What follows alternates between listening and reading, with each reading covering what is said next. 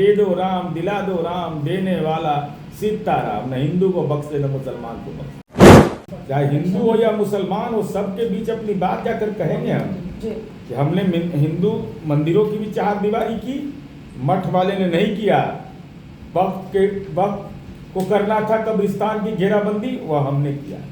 सरकार ने 8000 कब्रिस्तान की घेराबंदी की, तो वक्त की आमदनी जा कहाँ जा रही थी? अगर मंदिर हमने घेराबंदी करवाया तो मंदिर में विद्यालय कहाँ चला रहे थे? वक्त पर उन्होंने बोला कि कब्जा है। लालू जी बोले, लालू जी बेचारा चढ़ती जवानी में 1989 में बोले, तूफान पर था राजनीति उनका। तब उन्होंने बीजेपी और आरएसएस को प्रमाण पत्र दिया। आई बेटा कह रहा है, बताइए, तो लालू जी तो इनसे ज्यादा पढ़े लिखे हैं ना भाई। एक तो अल्पसंख्यक की परिभाषा ही सबको नहीं मालूम है, ये सब चरवाहा विद्यालय में पढ़ा है। लालू जी के संपत्ति दिए होंगे ना, तो कंठस्थ होगा कि महुआ बाग वाला दे दिए कि बेली रोड वाला दे दिए, उसी याद।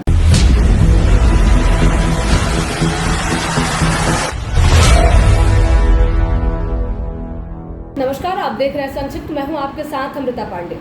वक्फ बिल दोनों सदनों में पास हो चुका है, लेकिन विवाद जो है वो थमने का नाम नहीं ले रहा है। लगातार विपक्ष जो है वो वक्फ बोर्ड को लेकर सवाल उठा रहा है। वहीं जदयू को लेकर भी कई चर्चा चल रही है। जदयू के नेता जो हैं वो लगातार इस्तीफा दे रहे हैं और खासकर विपक्ष का कहना है कि अल्पसंख्यक समाज के लोग जो हैं वो जदयू से किनारा कर रहे हैं। इसका क्या कुछ असर होता है? हमारे साथ बातचीत करेंगे। जदयू के एमएलसी नीरज कुमार है, प्रमुख प्रवक्ता भी है, क्या कहेंगे सर? देखिए, एक तो अल्पसंख्यक की परिभाषा ही सबको नहीं मालूम है, ये सब चरवाहा विद्यालय में पढ़ा है।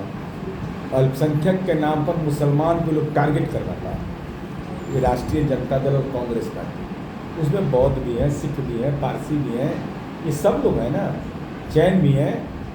तो पहले तो इनको अल्पसंख्यक का परिभाषा पढ़ लेनी चाहिए एकदम कंठस्थ।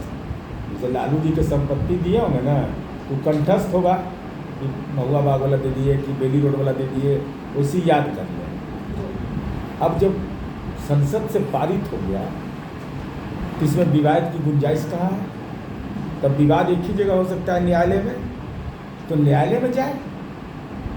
और ये कैसी पार्टी है राष्ट्रीय जनता दल, जिसके राष्ट्रीय अध्यक्ष आईसीयू में भर्ती हैं, ऑपरेशन हुआ जैसा मीडिया में खबर आ रहा है, अब बेटा पटना में मीटिंग कर रहा है। हे भगवान, भगवान बचावे इसी पार्टी को। माँ बाप बीमार रहेगा तो दरवाजे पर खड़ा रहेगा वो आदमी। और राजद के लोग पोस्टर लगा रहे नीतीश के खिलाफ। अरे कम से कम तेजस्वी जी के डैडी के दुआ के लिए तो कर दो, लगा दो पोस्टर, नहीं तो टिकट वो नहीं मिलेगा। दस्तखत लालू जी का चलना है, चाहे जैसे भी स्थिति में रहेंगे दस्तखत उन्हीं का होगा। तब बताइए, लालू जी स्वस्थ हो जाए, हम लोग सब कामना करते हैं, भगवान से प्रार्थना करते हैं वो स्वस्थ हो जाए। तो इसके लिए एक भी बैनर नहीं, एक पोस्टर नहीं, आइए देख लीजिए राजनीतिक पोस्टर लगा रहे हैं। तो अरे भाई, लालू जी 1989 में बोले तो बोले भाजपा आरएसएस को बदनाम करने के लिए, आरएसएस को सर्टिफिकेट दिया है लालू जी ने। तब बेटा कह रहा है आरएसएस दंगाई है, अब पिताजी कह रहे हैं कि भागलपुर का दंगा ही लोग नहीं करवाया है, तो कौन गुनाहगार है? फिर वक्त पर उन्होंने बोला कि कब्जा है। लालू जी बोले, लालू जी बेचारा चढ़ती जवानी में 1989 में बोले, तूफान पर था राजनीति उनका। तब उन्होंने बीजेपी और आरएसएस को प्रमाण पत्र दिया। आई बेटा कह रहा है, बताइए, तो लालू जी तो इनसे ज्यादा पढ़े लिखे हैं ना भाई। तो वक्फ से सर मुसलमान नाराज हैं, जिसकी वजह से जदयू से नीतीश कुमार से वाकई मुसलमानों की नाराजगी है। नीतीश कुमार से नाराजगी हो जाएगी मुसलमानों की। मुसलमान मन में पीड़ा व्यक्त किया है कि नीतीश कुमार जी को 2014 में उनके साथ हम क्यों नहीं खड़े थे। नीतीश कुमार जी ने तो पैगंबर का ख्वाहिश पूरा किया। पैगंबर की ख्वाहिश थी नशाबंदी, वह नीतीश कुमार जी ने पूरा किया। हदीस जो पानी के बारे में जिस पर चर्चा होती, जल जीवन हरियाली, ये सब को मौका मिला तो क्या किया?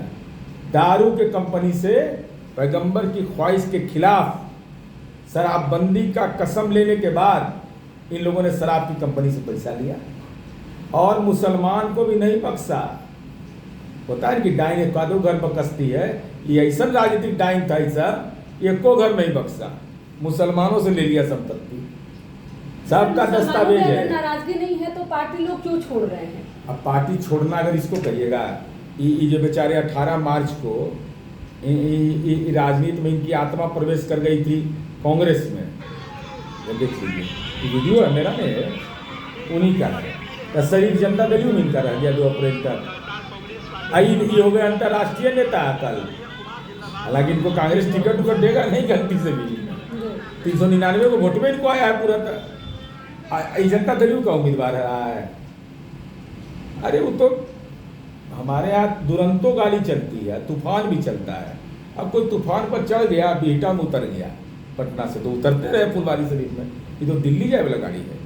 सर आरजेडी कह रही है कि बीजेपी के साथ रहने की वजह से नीतीश कुमार की छवि जो है वो खराब हो रही है, और यही कारण है कि मुसलमान जो है वो नाराजगी व्यक्त कर रहे हैं। हमारी छवि खराब हो गई तो हमको मुफ्ती मोहम्मद सईद अवार्ड मिलता है, और उनको होटवार जेल कैदी नंबर 3351 का अवार्ड मिलता है।